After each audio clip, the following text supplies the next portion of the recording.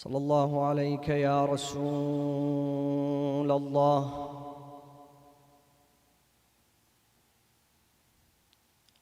صلى الله وسلم عليك يا سيدي ويا مولاي وابن مولاي يا أبا عبد الله.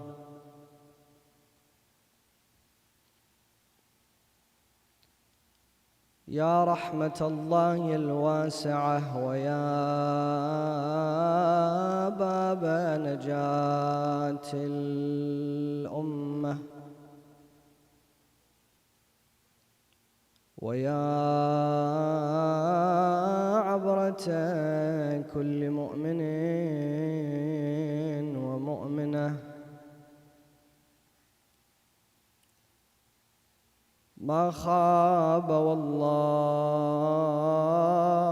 من تمسك بكم، وأمنا من لجأ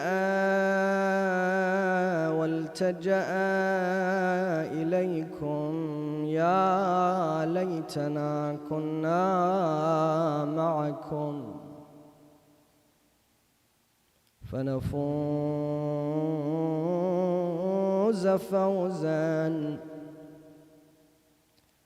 عظيما.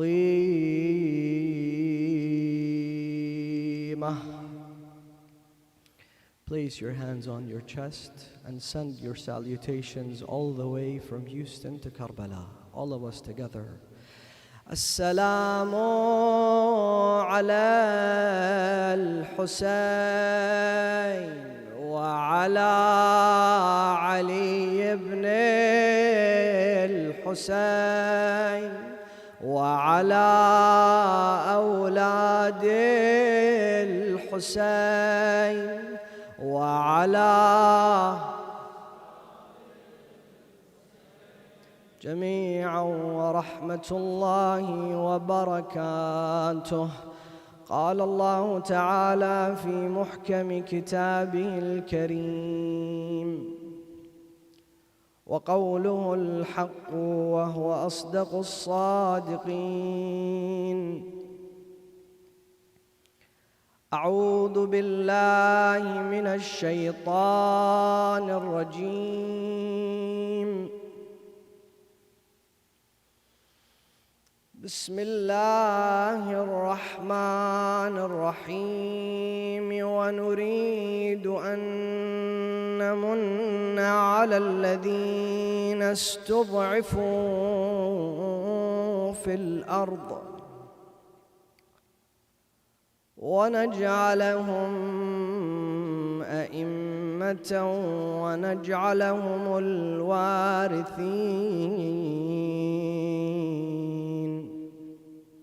Swing your gathering with the remembrance of Muhammad wa Ali Muhammad.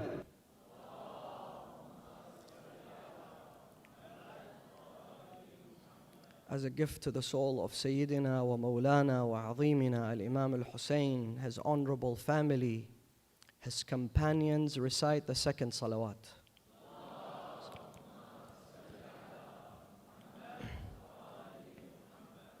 For Allah to shower onto this gathering with His infinite mercy and compassion, to hasten the reappearance of Sayyidina wa Mawlana Sahib al-Asri wa Zaman, recite the third salawat with the loudest of your voices.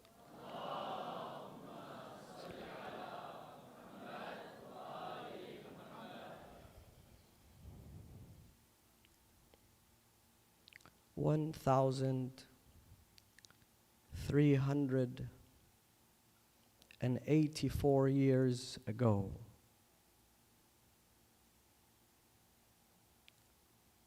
on the eve of Ashura, the 9th of Muharram al-Haram, 50 years after the demise of Rasulullah, the seal of the messengers, the final prophet of God, his grandson, Al-Imam al-Hussein, was surrounded by 25,000 men, cornered in a desert. And in his camp, on a night like this, there were 1,200 men, 1,200 soldiers. And on the opposite side, 25,000. And Imam al-Hussein stood in their midst, and he gave a prolonged sermon. Traditions say that he, in his statement, said,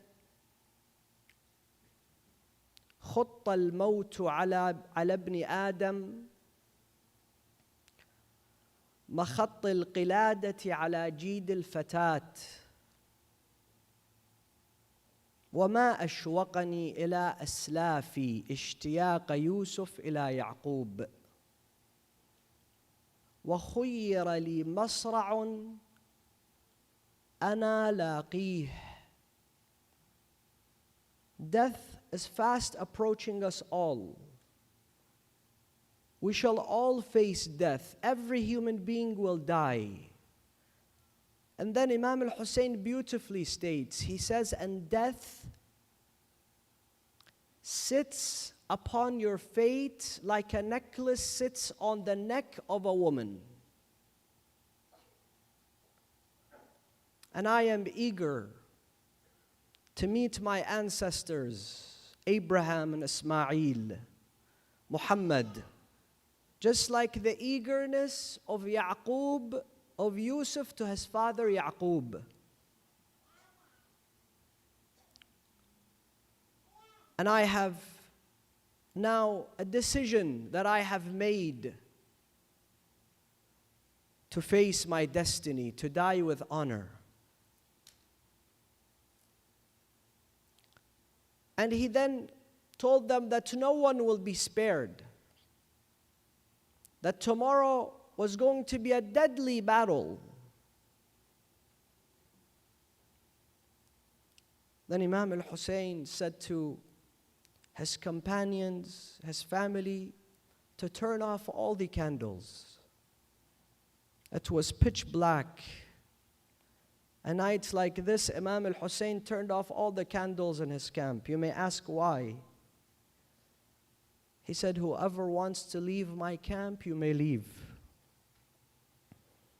Take the night as a shield. Nobody will realize that you're leaving. Pick up your things and go.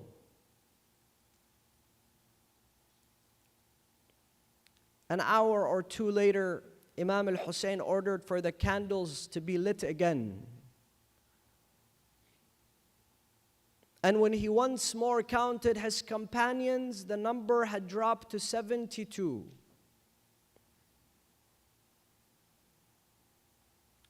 But he did not give up. He did not run away. He was not afraid. He was not scared. He was resilient.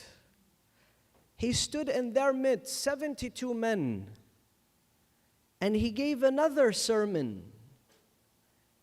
And he said to them that history has not witnessed companions like my companions.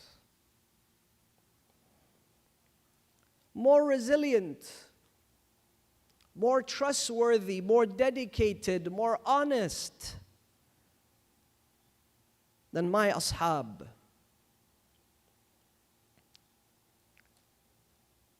And on a night like this, we who attribute ourselves to Imam al-Hussein, we gather so that we tell him, Ya Aba Abdullah, Yabna Rasulullah. We wish we were amongst those individuals in your camp on the eve of the 10th of Muharram.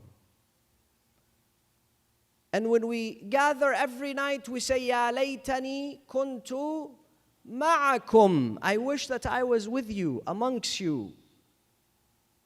so that I can tell you, labbayka ya Hussein, so that I can offer my life to you in sacrifice, to stand in your defense.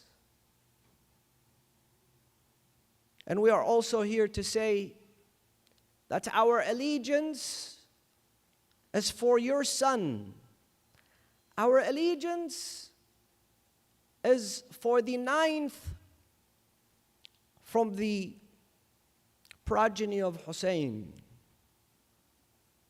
a man who will rise alongside Jesus, the son of Mary, to fill this earth with justice.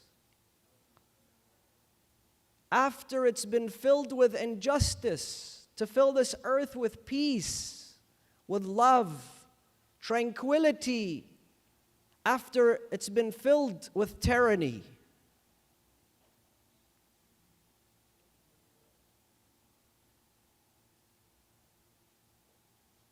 And we are here to say, never again.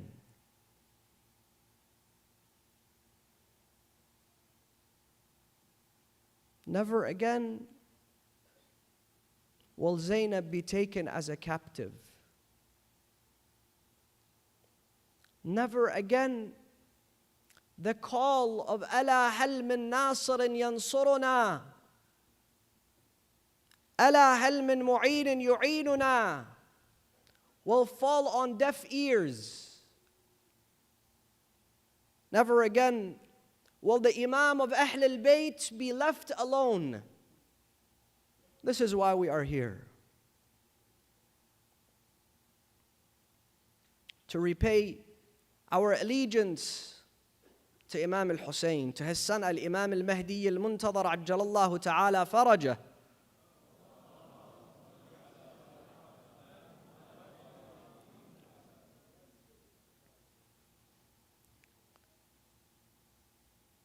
And if you truly believe in the Imam of your time, if you truly believe that he is the promised one, if you truly believe that you have taken an oath of allegiance to him, as it is stated by Bukhari in his Sahih, كيف بكم إذا خرج ابن مريم وإمامكم منكم. Rasulullah tells his companions that when Jesus the Messiah reappears, then the Imam will be amongst you, from you. Who is this Imam? Ibn Majah, Imam Ahmad ibn Hanbal, Sunan Abi Dawood, At-Tirmidhi, An-Nisa'i. All those references of hadith, they say that the Mahdi is from the Ahl al-Bayt. Rasulullah sallallahu alayhi wa alihi wa sallam states, Al-Mahdiyu minna Ahl al-Bayt. According to Imam al-Bukhari in his Tarikh al-Kabir, I am giving you the most authentic, most reliable of references. He says, Al-Mahdiyu min wuldi Fatima. Mahdi is from the descendants and the children of Fatima. If you believe in him and you live in agony because he is not in your midst, because you are separated from him, and you want to prepare this world for his reappearance, you want to prepare your families for his appearance, yourselves for his reappearance, your communities for his reappearance, your cities for his reappearance, then I have a discussion with you tonight. You see, brothers and sisters, God the Almighty, go read the Christian scriptures. Go read the Jewish scriptures. Read the Islamic scriptures. The Abrahamic faiths unanimously agree that God sent 124,000 prophets to illuminate the lives of people. But what did people do with them? What did people do with Noah? How did they treat him? For 1,000 years they mocked him. What about Moses? What about Jesus? What about his mother Mary? His mother Mary, according to the Holy Quran, every time they went into her chambers, they found heavenly food there. قال يا مريم أنى لك هذا. Oh Mary, where did you get this food from? قالت هو من عند الله. This food has been gifted to me by God the Almighty. When she came forth with Jesus, who did not have a father, who had a miraculous birth, قالوا يا مريم أنى لك هذا. Where did you come up with this child? Who is this child? Your father was a noble man. Your father was a noble man. Your mother is an honorable woman. What have you done? They accused her. What about Abraham? What about John the Baptist who was beheaded? And the same thing goes for the Prophet Muhammad sallallahu alayhi wa sallam and his immaculate progeny.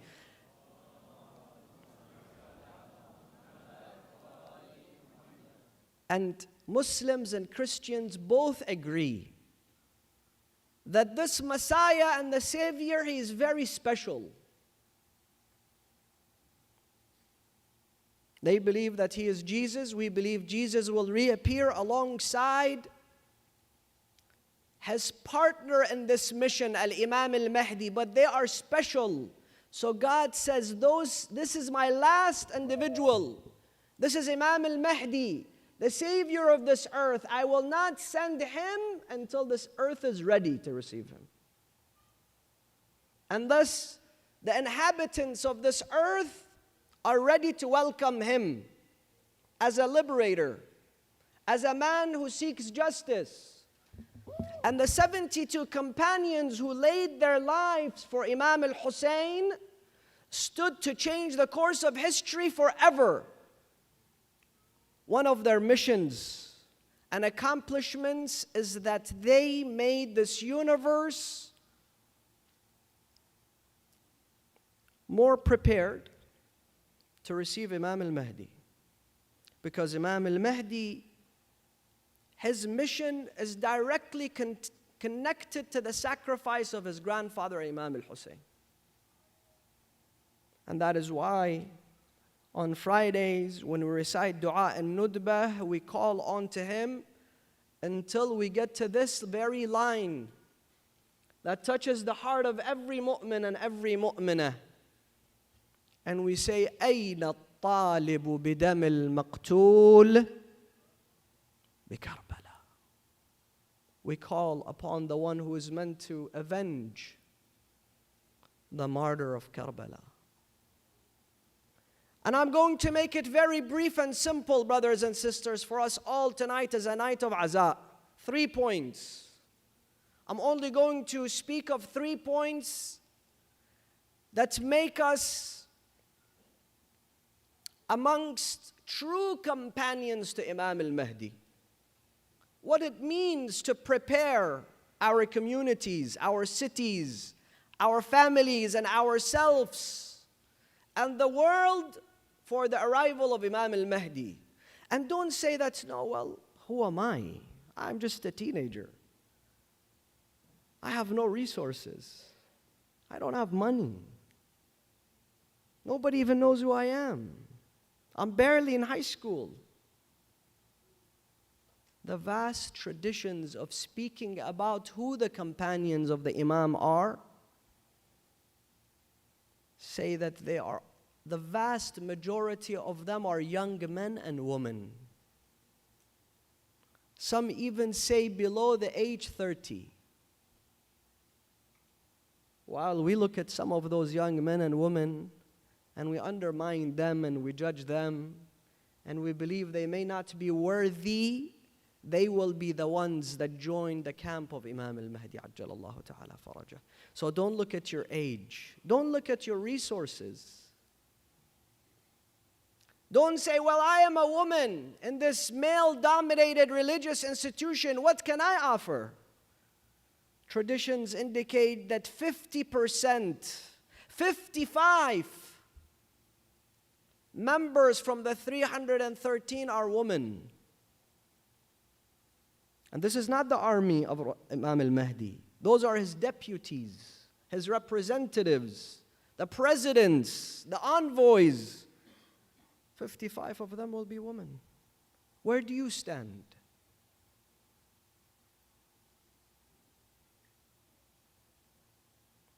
The very first attribute,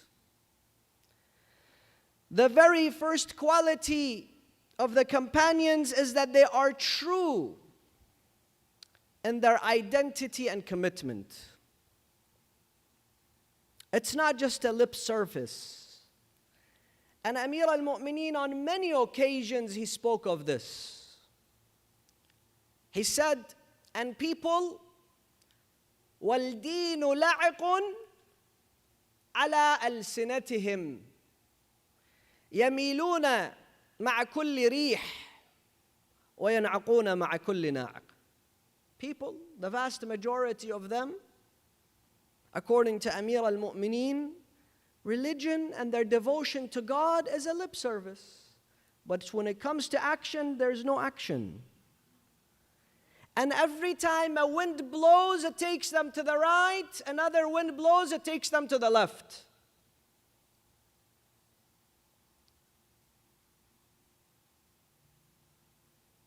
And Imam Amir al-Mu'mineen, in Nahj al-Balagha, has one of his most powerful sermons, even more powerful than al-Khutbah al-Shaqshaqiyya. Amir al-Mu'mineen, in this sermon, he speaks to his companions, those who attribute themselves to him, those who stood in front of him and they said, "You are our Imam." Amir al-Mu'mineen speaks to them. And tonight I want to look at the sermon. I'm not here to say, if any of you should feel that you are part of this criticism of Amir al-Mu'mineen. Inshallah, we are all above that. But I am here to speak of a sermon that we must all read and remind ourselves of on a regular basis. Because this dunya fools us all. This dunya is after each and every one of us. Alhaakum at-takathur. Look at the end of the month, how many bills you receive. Look at how we drive the cart out of Costco. It's filled, we can't even see in front of us. We're just accumulating bills and credit cards and things at home and things we don't need. And ألهاكم التكاثر حتى زرتم المقابر, until you visit the graveyards. But guess what? We don't visit graveyards here. Because in Islam teaches that the graveyard has to be in the midst of the city, in the middle of the city, in the downtown of the city, just like in Najaf al-Ashraf. So every person that dies, you see the janazah in front of you every day. This was my neighbor, this was my cousin, this was my classmate. This person is younger than me. This person has more wealth than me, and they're taken to the graveyard. But here, no, we live far away from the graveyard. We don't see dead people.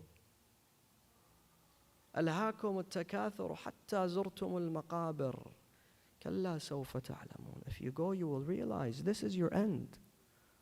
There is no escape from death. Even if you don't agree that God exists, you cannot disagree that the end of every human being is death. And they're talking about how technology will get to a point where human beings from the year 2080 will live for 200 years. Okay, fine. After 200 years, we will still all die. And I don't see people so happy today for them to want to live 200 years. Teenagers are on antidepressants and anxiety pills. Why would they want to live for 200 years?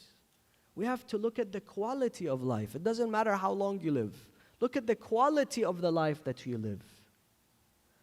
So Amir al-Mu'mineen, salamullahi alayh, he speaks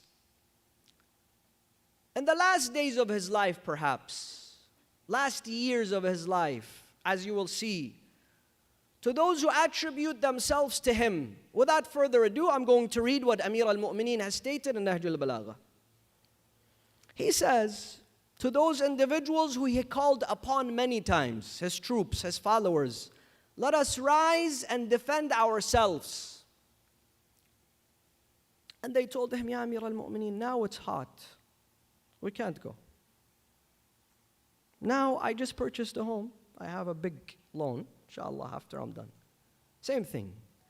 And then he called upon them. They said, now it's raining, it's cold, we can't go. Until Amir al-Mu'mineen says, I have received news that the troops of Muawiyah have entered Al-Anbar. It's a province in Iraq. And they have sacked and killed my governor, Al-Hassan ibn Hassan al-Bakri. And then what happened?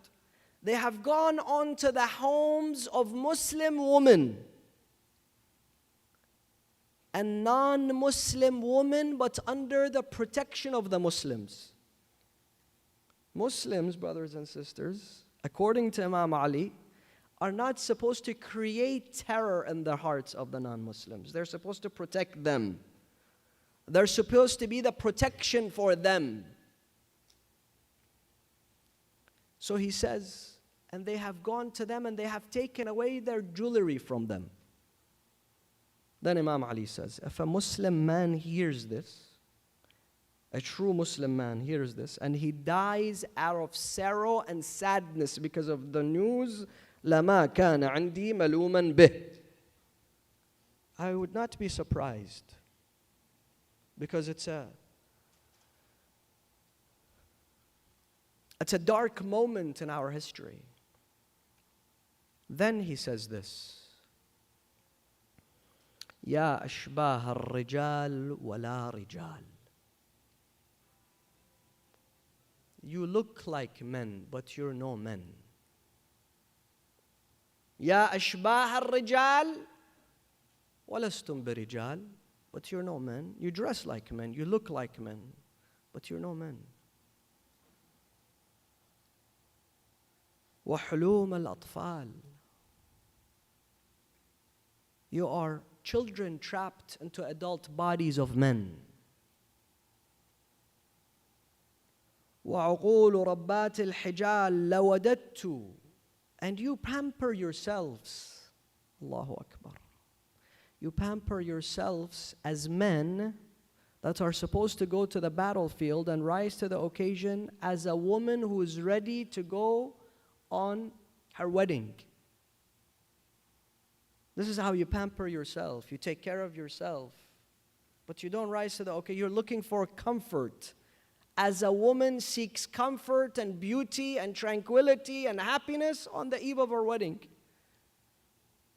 You don't tell a woman on the eve of her wedding, you go cook and clean and wash the dishes. No, she's taking time off to herself, pampering herself. Amir al-Mu'mineen says, this is the life that you are leading. Then he says, those are powerful words, brothers and sisters. I want you to pay attention to them. If you don't hear them on a night like this, it would be a loss.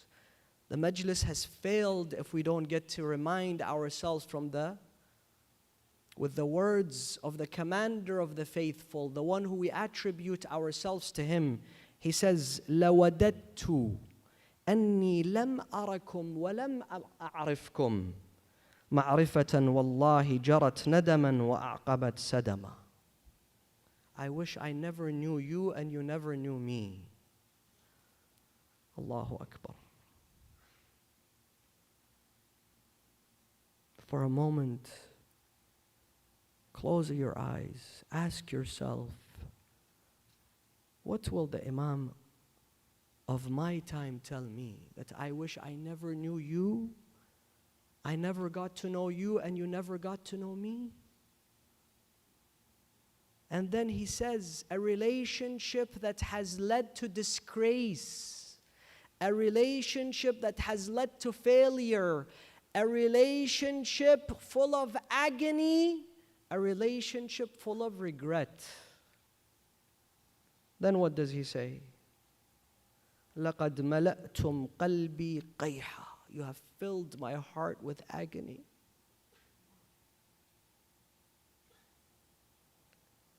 وَشَحَنْتُمْ صَدْرِيَ غَيْظًا, and you have filled my heart with pain. وَجَرَّعْتُمُونِي نُغَبَ الْتُهْمَامِ أَنْفَاسًا, and you make me sigh from my chest every moment that I am amongst you. وَأَفْسَدْتُمْ عَلَيَّ رَأْيِي, and you did not follow my commands. And you disobeyed me.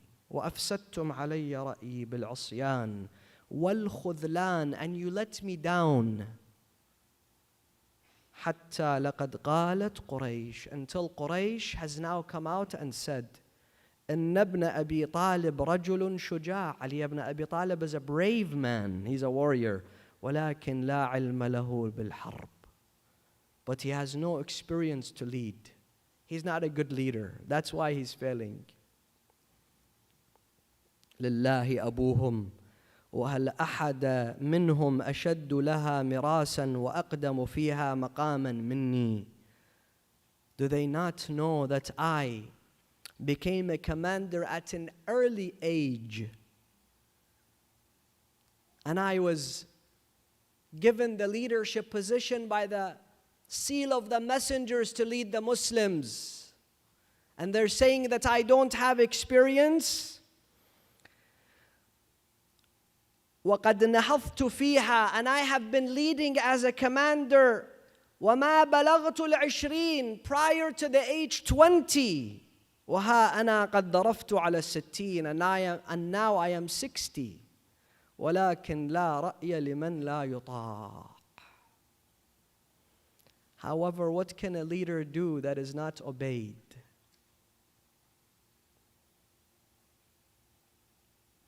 You want to read masa'ib? This is our masa'ib. Brothers, sisters, tonight is a new beginning. The past is the past. However we were in the past, we all have shortcomings. Tonight is the night where you pay a fresh allegiance, a fresh bay'ah, a true bay'ah to your Imam, so that those words by his grandfather will not be heard by not our ears, but we feel them in our hearts. And I tell you, today the followers of Ahl al-Bayt have made the entire world proud. I'm not here to shame you and tell you you have not done enough. No, that is not what I'm telling you. Today, millions upon millions of people on a night like this in every remote village of the world, and every language, every ethnicity, every culture have gathered to mourn Imam al-Hussein and to let the world know who Imam al-Hussein was. And when you go to the Arba'een March, you find 20 million people. They are all fed because of your generosity, your devotion. However, this is not enough. Amir al-Mu'mineen says the first quality is that we are not just talk, we are talk and action. When we say that we attribute ourselves to Amir al-Mu'mineen, we attribute ourselves in all of our qualities, in every aspect of our life. Number 2, brave and resilient as the second quality of the companions of Imam al-Hussein, the 72, and the companions of Imam al-Mahdi. Some people believe brave and resilient means that, for example, when ISIS attacked Iraq, many millions of youth, they took their arms and they fought ISIS and they defended the shrines and they kicked out the enemy from the land of the Ahl al-Bayt. Yes, that is bravery. That is absolute bravery. But if there is no such a thing, then I don't need to be brave. No.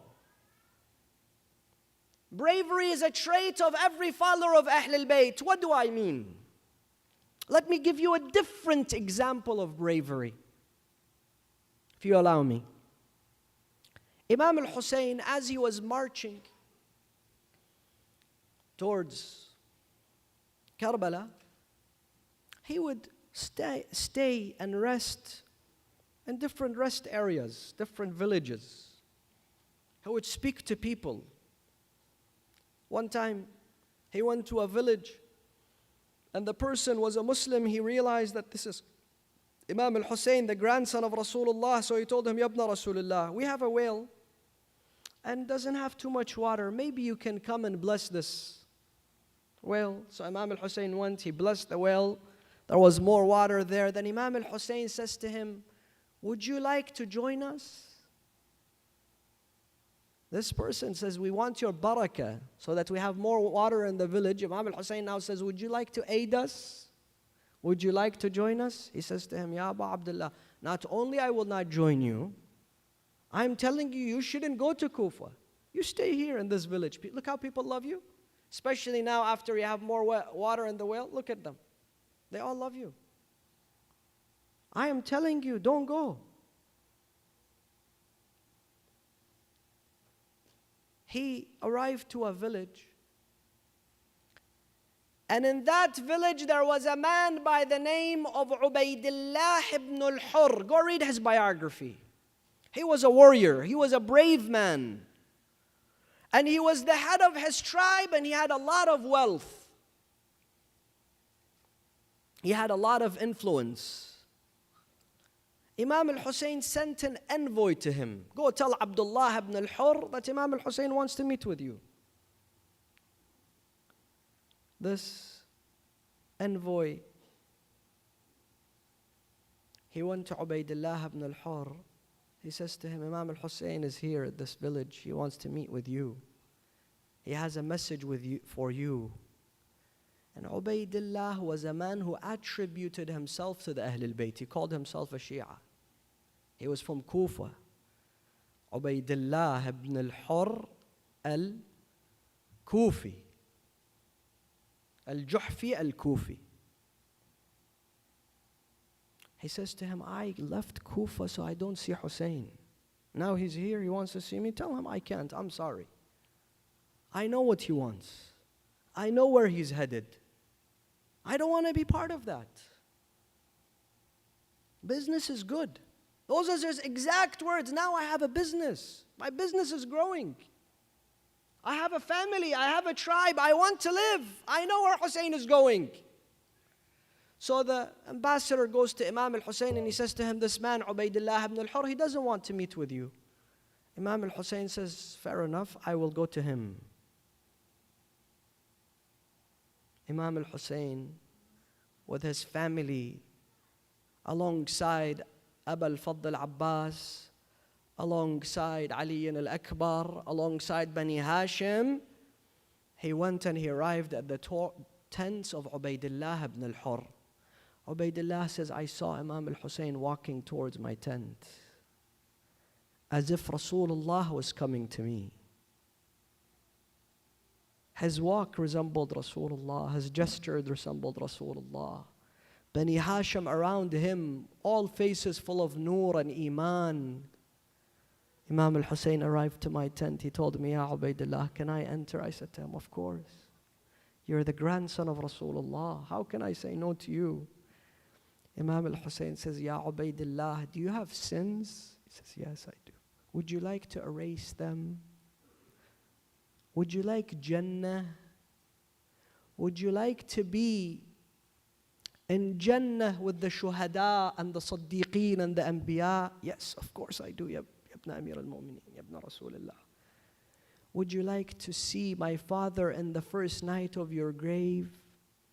Would you like to shake the hand of my grandfather Rasulullah and the day of Qiyamah on Hawd al-Kawthar? Of course I do. Then I have an offer for you, Ya Ubaydullah. Join my camp. This is my offer for you. He put his head down. He said to him, Ya ibn Rasulullah, I can't. I'm sorry.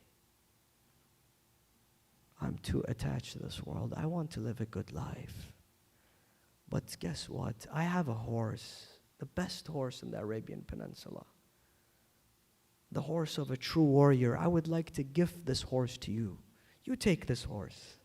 Use it in the 10th of Muharram. Imam al-Hussein says to him, Ya Ubaidillah, I came to save your soul. I came to offer you Jannah. I came to offer you Jannah. And for you to be quenched by Rasulullah and you offer me a horse? We don't need your horse. And Imam al-Hussein left. Ubaidillah ibn al-Hurr says, every night I could not sleep. I would see the face of Imam al-Hussein. I would wake up. I couldn't live a life anymore. I lived every moment of my life in regret until one day he was doing business and traveling. Someone came and told him, Ya Ubaidillah, aren't you a follower of Hussein, a lover of Hussein? He says, yes. He says, today I saw the head of Hussein on top of a spear going from one village to another. He says, really? He says, yes. He ran, he saw the face of Imam al-Hussein on top of a spear, and the wind was blowing onto the beard of Imam al-Hussein. Yes, they say that he joined the camps and the ranks of those who avenged Imam al-Hussein.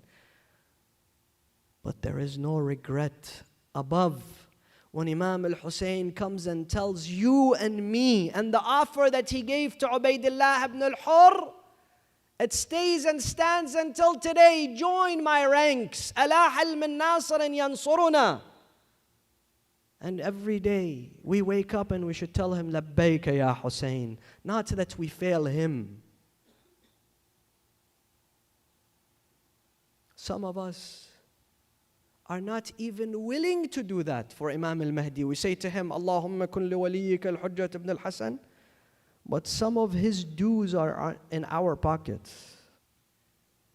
Brothers, sisters, this khums does not belong to you. Purify your life, your family's life, your children's life. If you have not paid the dues of Imam al-Mahdi, there will be a day that you will be ashamed to look him in the eye. Khums is حق الله وحق رسوله وحق أهل البيت. Teach your children from an early age to do this. This is not my money. It's not your money. It belongs to the Imam. We cannot say we are your followers. We love you. We want you to come back. But your dues are still in my pocket. I pay my taxes. I pay subscriptions for Amazon Prime. I pay subscriptions for Costco. But when it comes to the money of Imam al-Mahdi, in my pocket, I'm not willing to depart from that. And some of us, it's not just money. Allah has blessed you with influence, with a name. Use it. Use it to prepare this world for the arrival of your Imam. One day, they went to Sayyid Mahdi Bahr al-Ulum. Many of you have heard his stories. He had the honor of meeting Imam al-Mahdi. And he had a grand salat jama'ah. One day in the middle of Salat al-Jama'ah, they saw that he has a basket, and he got up and he said, people, give money in this basket. They said to him, Agha, don't do this, please. How much do you need? We give you. You don't have to do this. He said, no, I will. He went in every line, and people dropped money there. Then he said to them, do you know why I did this? I said, no. He said, because some kids came to me, and they say, we want to do a majlis for Imam al-Hussein. When we go to people, they don't give us. They say, get out of here, you're kids. And I wanted to serve Imam al-Hussein with my dignity. He was a marja'. But I am willing to sacrifice my dignity for the sake of Imam al-Hussein. My honor for the sake of Imam al-Hussein. Today I see some people, they have no mention of Imam al-Hussein. He calls himself Shia. She calls herself Shia. It is the 9th and the 10th of Muharram. There is no mention of Imam al-Hussein. And you tell them why? Oh, I'm going to lose followers on Instagram. They're going to judge me. All the 200 followers that you have with a fake blue tick.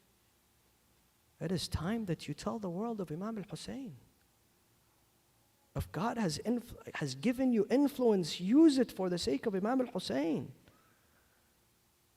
If you can't give but you know people listen to you, then it is your duty. Don't have shortcomings with Imam al-Hussein. And third, quality to be a companion, not a follower of Imam al-Mahdi, brothers and sisters.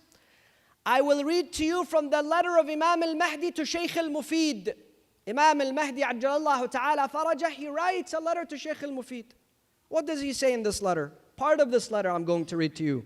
And inshallah we will go towards the masa'ib. وَمَنْ بَخِلَ مِنْهُمْ بِمَا أَعَارَهُ اللَّهُ مِنْ نِعْمَةٍ. And if they are misner, he's speaking of his Shia. And if they are misner, بَخِلَ مِنْهُمْ, from amongst them, بِمَا أَعَارَهُ اللَّهُ مِنْ نِعْمَةٍ, from the ni'mah that Allah subhanahu wa ta'ala has given them. عَلَى مَنْ أَمَرَهُ بِصِلَتِهِ, from those who they must pay their dues to, meaning the Ahl al-Bayt, the dues of the Ahl al-Bayt. فإنه يكون خاسرا بذلك أوله وآخرة. He will أولاه وآخرته. He will be a loser in the dunya and in the akhirah. This is the letter of Imam al-Mahdi to a Shaykh al-Mufid. And then what does he say? So the blessings of Allah, you go and count your blessings. What are the blessings of Allah upon you? You have to make sure that those blessings are being used and utilized for the sake of Allah and the Ahl al-Bayt. وَلَوْ أَنَّ أَشْيَاعَنَا, and if our Shia, وَفَّقَهُمُ اللَّهُ لِطَاعَتِهِ, may Allah bless them to seek His pleasure. This is the words of Imam al-Mahdi, a letter written by Imam al-Mahdi, by the hands of Imam al-Mahdi. على اجتماع من القلوب في الوفاء بالعهد عليهم.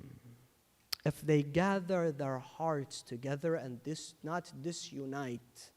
So the third quality is that you strive for unity amongst the followers of Ahl al-Bayt. According to the Imam, what does he say? If you bring your hearts closer together in harmony, you create a bond amongst yourselves in harmony, what happens? لَمَا تَأَخَّرَ عَنْهُمُ الْيُمْنُ بِاللِّقَاءِ. For them to be able to meet us will not be delayed any further. Now do you know why this process has been delayed? Now do you know your duty?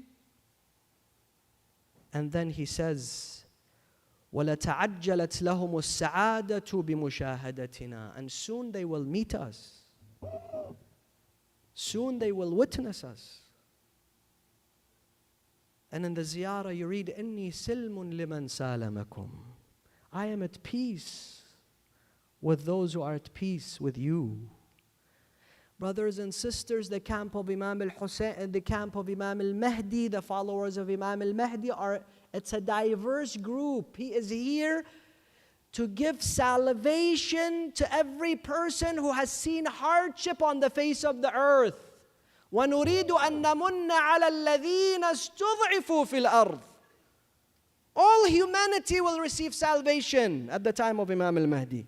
Not just Pakistani Shia, not just Iraqi Shia, not just Iranian Shia, not only this particular type of Shia who follow this particular tradition and do matam in this particular way.